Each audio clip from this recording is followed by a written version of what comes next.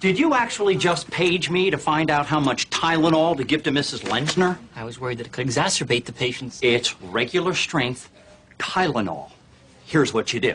Get her to open her mouth, take a handful, and throw it at her. Whatever sticks, that's the correct dosage. And under no circumstances are you to compromise our no-talking agreement. What are you worried about? With the whole hero thing, whoever evaluates you is going to give you a gold star. Listen, Supergirl. I'm going to break you down into so many little pieces that my grandmother, who can do a 1,000-piece puzzle of clear blue sky in less than an hour, will never be able to finish putting you back together again, even if she does go back in time to when her vision was perfect. Somehow I doubt it. I can't do this all on my own. No, I know I'm no Superman. I'm no Superman. Multilobar pneumonia at 31. How much does this guy smoke? I don't know. You realize, of course, it's your attention to detail that impresses me most.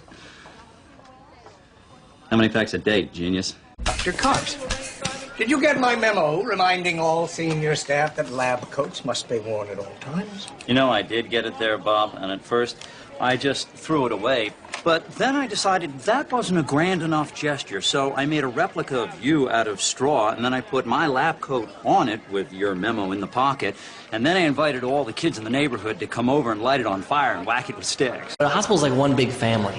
So if one relationship ends, there are always plenty of others around that you can rely on. Dr. Cox, I was wondering... I'd say you're about a B cup. Yeah. At least they're real. After a while, you just get used to Dr. Cox's rants. And, of course, the lab tech is nowhere to be found, so I can't get that tuck screen I was looking for. What do you say we write him a friendly note, shall we? Dear incompetent dumbass. The truth is, Dr. Cox isn't really angry. He's just amusing himself. Okay, maybe he's a little angry. We didn't need those. So, all done?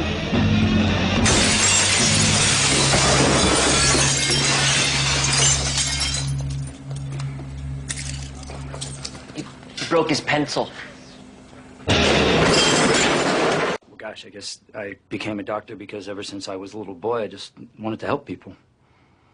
I don't tell this story very often, but I remember when I was 7 years old, one time I found a bird that had fallen out of its nest, and so I picked him up and I brought him home, and I made him a house out of an empty shoebox, and oh my God. I became a doctor for the same 4 reasons everybody does. Chicks, money, power, and chicks. But since HMOs have made it virtually impossible to make any real money, which directly affects the number of chicks who come sniffing around, and don't ask me what tree they're barking up, because they're sure as hell not pissing on mine. And as far as power goes, well, here I am during my free time letting some 13-year-old psychology fellow who couldn't cut it in real medicine ask me questions about my personal life. So here's the inside scoop there, Pumpkin. Why don't you go ahead and tell me all about power? In case you were wondering, it says, if you can read this, you're standing too close.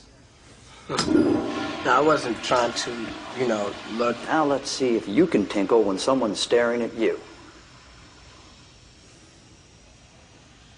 Yeah, go ahead and take your time. I actually have all day. Come on.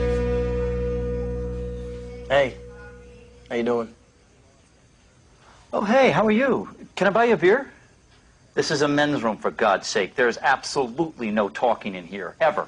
It's just so freaky, we're on the same pee schedule. No, we're not. No, we're not. No.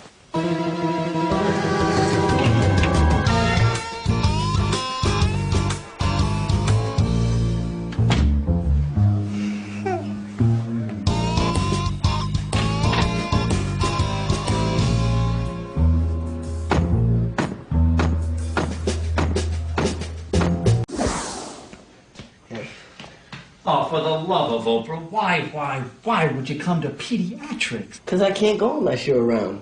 You're my little pee buddy. I think some of you may have noticed that all 27 of the patients that were here in the ICU when I started last night are still alive. And I damn sure intend for them to still be breathing when I get the hell out of here tonight at midnight.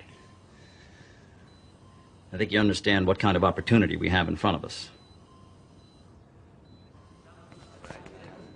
What opportunity? Shut up. You see, in baseball, when a pitcher's really hot, no one talks to him, no one looks at him, you just stay out of his way. Why are you talking about baseball? Because you should never, ever jinx a pitcher when he has a chance to throw a perfect game. My God, Barbie, how do you put your bra and panties on in the morning? All by yourself. It's remarkable. Barbie, plates are wobbling everywhere. His H&H dropped 3 grams, so I'm starting pressers. Or you could transfuse him. Okay, I'll do that. Although transfusions are riskier. Which is why my first instinct was to do pressers. You know what they say about your first instincts? Yeah, you should always stick with them. Shouldn't you? Should you? Should I? Should I? You'll have plenty of time to think about it on the bench, because that's where you're headed. Now go. Give me this, Precious. Get out of here. Go ahead. Go. Hippity-hop to the barbershop. Should I? What could you possibly want from me in exchange for my support? Because I'm telling you right now, I am not dating that daughter of yours. I only have a son. That's my bad. I was just going by that picture on your desk. I'll show you. Just say it. You know, Dr. Cox, I want to thank you for this whole year. Oh, no. And I just want to know if I can buy you dinner. That'd be terrific. Great. I'm off in like a half hour. Oh, no. Here, I was led to believe that you were doing a gift certificate kind of thing. But to sit and eat with you, that's crazy talk. I have half a mind to issue you a drug test. I mean, come on. Would I sign up for Would have been nice. The key to my exercise program is this one simple truth. I hate my body. What? Do you understand that the second you look in the mirror and you're happy with what you see, baby, you just lost the battle? You should give speeches to teenage girls. Baby, I've been looking all over for you. You didn't happen to bring his leash, did you? What are you doing down here? I'm gonna go for a little run with Dr. Cox. But I haven't seen you in forever. We were supposed to go to the park. So I'll let you tell me how pretty I am. See you, Chubby. Son of a... I want my meningitis patient back. No. Hey, do you know any women who hate themselves enough to actually date me? Why did you let me switch patients with you? Because you asked me to. Oh, and because of your puppy dog eyes. I see, you're full of it. You knew I was scared. Why didn't you just tell me to go in there and deal with it? Well, gosh, Newbie, I don't know what it was about that day. Maybe I hadn't had enough sleep. Maybe my mind was on other things. Maybe I didn't have enough fiber in my diet, and I failed to do my morning business. I don't know what the hell it was, but the bottom line is, I didn't feel like spelling it out for you, and I know, you want your little speech, and that's fine, because here it is. You're a doctor. You might get sick. Get over it. Thank you. Now, can I have my patient back? No. Because aside from his weird Judy Blume obsession, I like him. You will be delousing Mr. Schaefer. Guys like flypaper. Fantastic. Oh, and Belinda, do you know what else is real contagious? Big old smile. Need hug.